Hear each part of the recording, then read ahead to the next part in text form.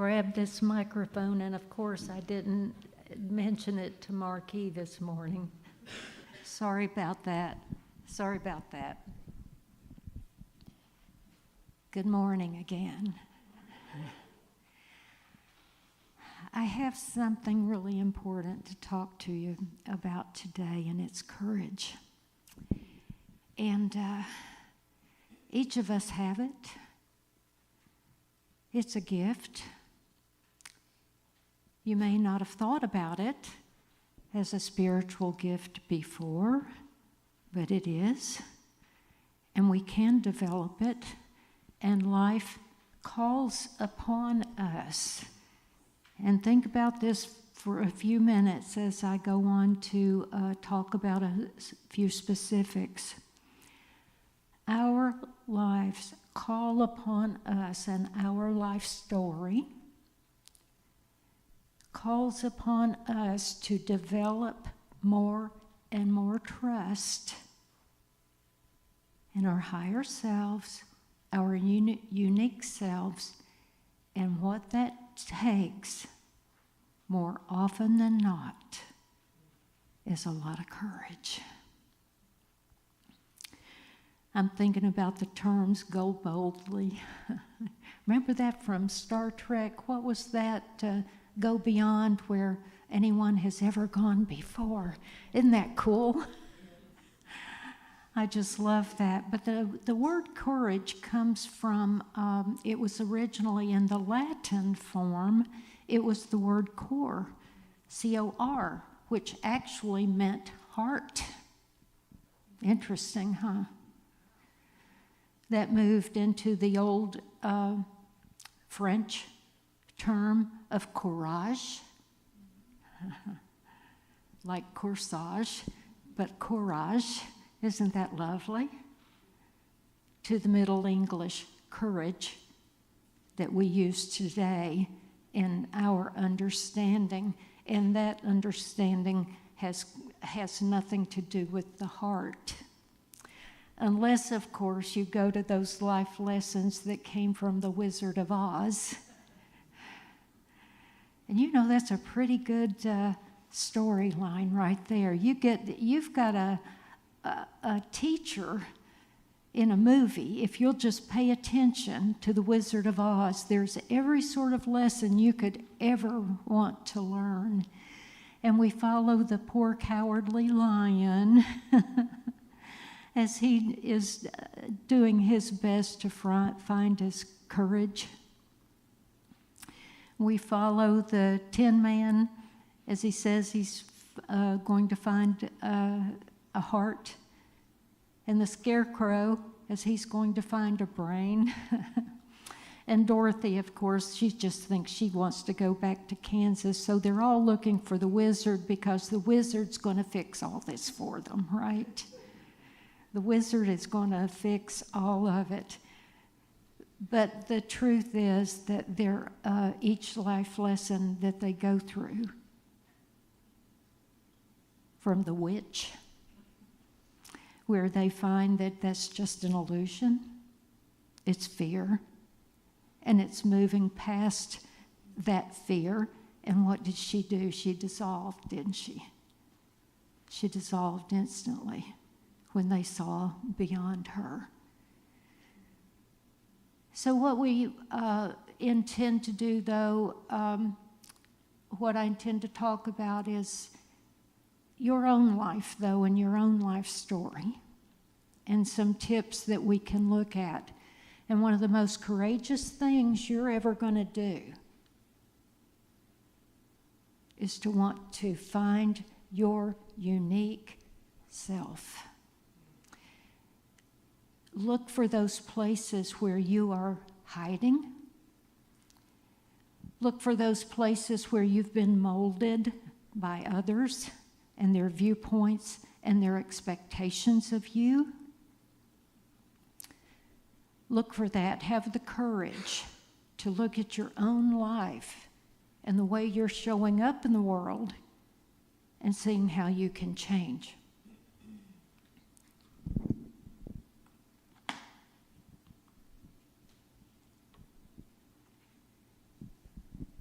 As I said, looking at our true selves demands courage. Do you continually find yourself facing the same type challenge, refusing to see the inner truth of it? It's like the person that keeps changing relationships, and all they do is, get on a plane in Atlanta, fly to Los Angeles, get off the plane, and meet another person, got the same issues, just a different name. And when we hide, or we don't want to find what's causing this. And the hard thing is let's say you're in a relationship and you keep blaming the other person for this, that, and the other, and if they would just change, you'd be happy, right? You'd be happy. And the problem is, it's never them, okay? It's never them. It may be a relationship or a friendship or a job or something else that you need to pick up your purse and run. And I've talked about that several times this year. A lot of situations where you do. You may not even need to take time to pick up your purse. Sometimes you just need to run. But many times, I know sometimes people will go over things with me, and it might be something I can see clearly is, the issue with that person isn't the problem. The problem is, what is it that keeps you there? So unhappy. You hate your job. Hate your situation. You may hate your house. You may hate everything where you live. And you're blaming everything in the world except looking in the mirror. And the truth is, until you want to get to the bottom line, you can go to therapy every week and talk about that other issue. From now till eternity. And that's the truth. Until you get to the bottom of it, and that's you. When you're going to change, then you'll get it. I understand it's hard to do. I love to blame my husband for everything. And I typically do. No, I don't. But I know it's easy to blame. I know that. That's some old world consciousness going for you there, though. That was years ago when we'd be happy if we just, we blaming everybody else except looking in the mirror, looking at ourselves. So do you find yourself facing the same type challenge, refusing to see inner truth? Okay. Blame your circumstances or others, or others. Then there's the other side of the coin. And I want everybody to think about this too, everybody, because we have every end of the spectrum, okay? Are you overbearing? Overly assertive? Do you run over the boundaries of others because you just know you're right? Does that fit you? And if you think possibly, I don't really think so. I think I just know more than others, and I need to share it with them. Take that home and think about that, okay? Write that down. If you just even have an inkling, that might be you. On the other hand, are you a conformist? You won't make waves no matter what. Never. Do you always follow the pack? I'm going to urge you to cut that out, because that's not healthy. Don't follow something someone else said just because they said it. If it didn't come from your heart and your mind, then don't think it. Whoever it was. We need to break out of boundaries. There's a story of a woman named Maureen that was going to clean her, she was a young woman, she was going to clean her fish bowl. And so she put the fish in some water in her bathtub while she was cleaning the fish bowl. And she noticed that they were continuing to circle in that small space. They would not go outside of that boundary of the size of that fish bowl. Why?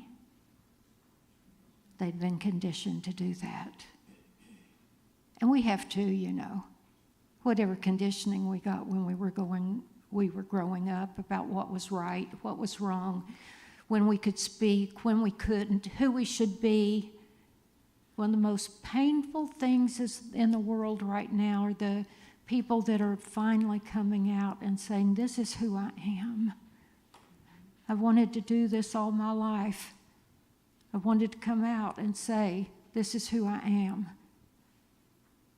But I've been circling that little pond that was established for me from the time I came out of the womb till now. And I'm going to finally break out of it, and I have the courage to do it. And I applaud them, each and every one of them, that has the courage to stand up and say, here's who I am. Here's what my essence is in this lifetime. And you can like me or leave me. It takes a lot of courage, doesn't it? It takes a lot of courage.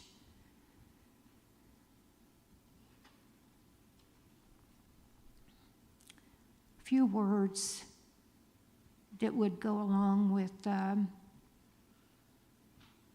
having courage. We decide we're going to trust in ourselves, have a deep connection with our higher self, a higher authority, whatever we call that. Gain our personal power instead of asking for permission from others.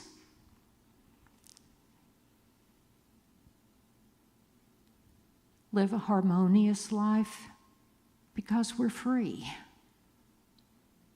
We're authentic. We're listening to our inner self, so we have inner joy,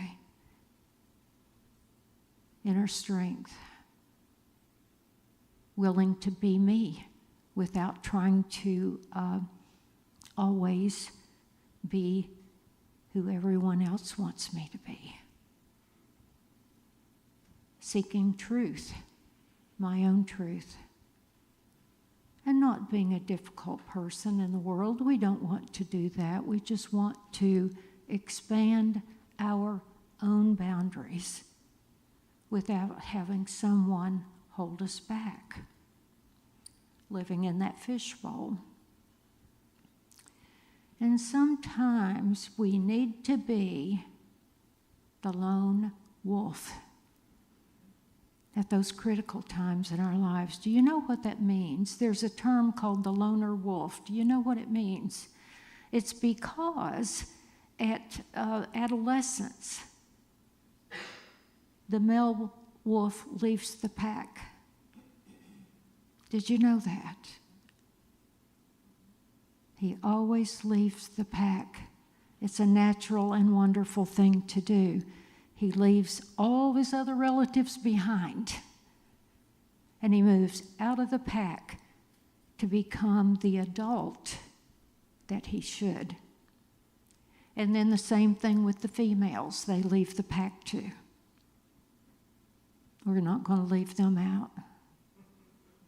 And so it's incredibly important along your spiritual journey that at times you become that loner, that lone wolf. How would that feel?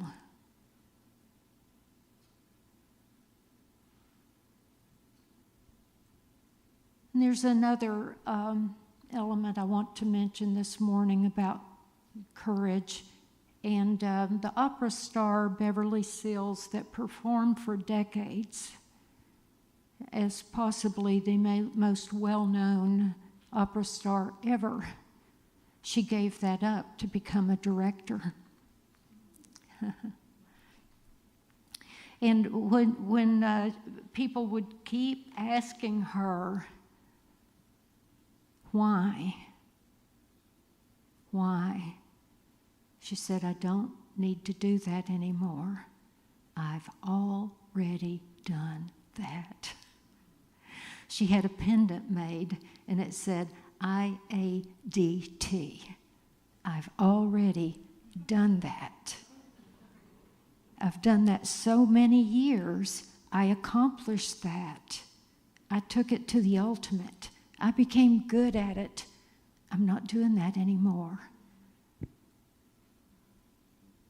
You could even have a t-shirt made. I think there have been, haven't there? Been there, done that? Okay, what does that mean for you? Been there, done that. We could go back to what I was talking about a few minutes ago about how many challenges you've gone through and still going through the same old thing. You may have changed geography, but the same issue. You didn't change the one thing that you needed to. That takes a lot of courage. But I just love that t-shirt idea. Already done that. Been there. Done that. Got the t-shirt. Brought it home. I don't need to do that anymore. I think of all the personalities in our family with our children and grandchildren, and then a couple of other extended family members that travel with us when we go on an international trip. And one thing that comes to mind is when we were all in the subway in Paris. Now, this will describe to you the personalities involved in our family. Dan has whipped out his map, of course, and he knows exactly how we're going to navigate this subway system in Paris, even though he can't read French. Shelby's standing there. She's also assertive, and she's got her iPhone out, though, and she's giving us directions directly off her iPhone. And then Jonna may be as assertive as anybody in the group. She's the daughter that lives in Oregon. Right after college, she packed up her car, took off across country, and has never moved back. And she's very courageous, and of course she's there with her iPad and her map, and she's telling us, each of us.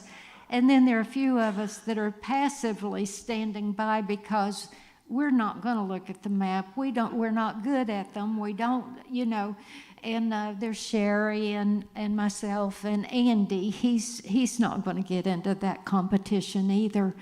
And Mayor and Val, they're more likely to stand back and allow others.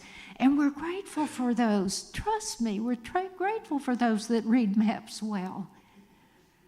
But you know what? And this is why I went on that trip a few months ago. I went on a cruise from the United States to Portugal.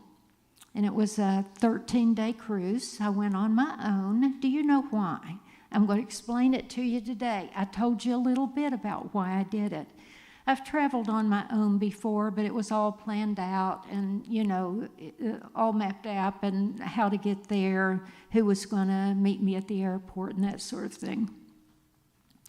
I wanted to do it on my own because you know what? I already been there, done that, had the t-shirt of having done a whole lot of things on this earth.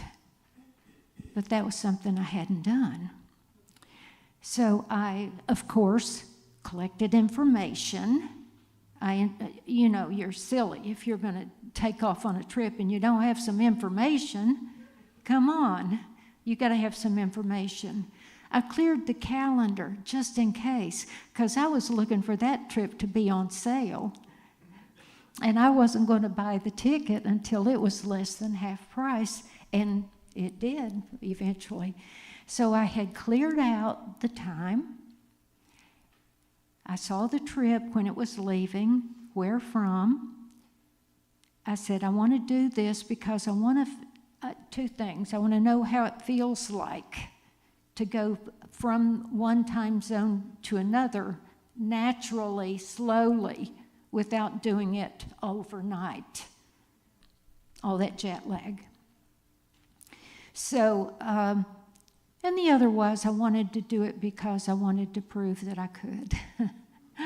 Because I've, like I said, I've always had a lot of directions or someone to meet me or whatever, and so I collected information, got from here to Fort Lauderdale, from Fort Lauderdale to the cruise port, from the cruise port to the ship, from the all along the way, and from the cruise ship when we reached Lisbon to the hotel at the airport. And I told you that I left the hotel at 2:30 in the morning in the dark with my suitcase on my own to get to the airport, and I walked. Pulled my bag up a hill. The airport the hotel's right there next to the airport. I've never seen an airport that had a hotel that close, but I'd done my homework. I chose it carefully. Why did I do that? Because like Beverly Sills, been there, done that, had the t-shirt, I wanted to do something else. I wanted to have the courage. I wanted to prove to myself I had the courage to do it. One man on the cruise said, there were a couple of us single women standing talking, and he and his wife standing there close to us. He says, I wouldn't let my wife go on a cruise ship by herself. And I just looked at him like, you have got to be kidding me. I'd like to see my husband stop me if he thinks he can try. And I doubt it. Because we have that type relationship. We allow each other to grow and be and become. We don't hold on and cling, and that's not healthy. Honey, that's not love. That's dependence, is what that is. And insecurity. And I got the cure for it. Along with the cure for those words we don't want to think of, the A word, amputation, right? That big C word that we don't want to think of, cancer. We got the cure for all of it. That's turning it over to God.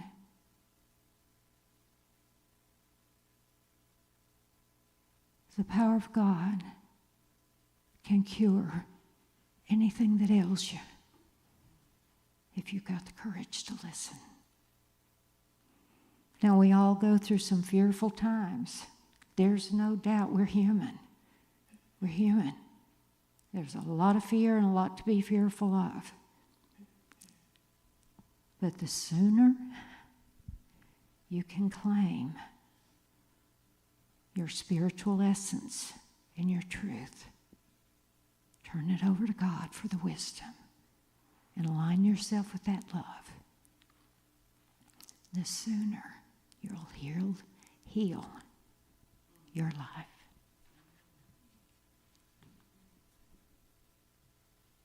So I ask you again, do you have the courage to heal your life? Think of one thing this week.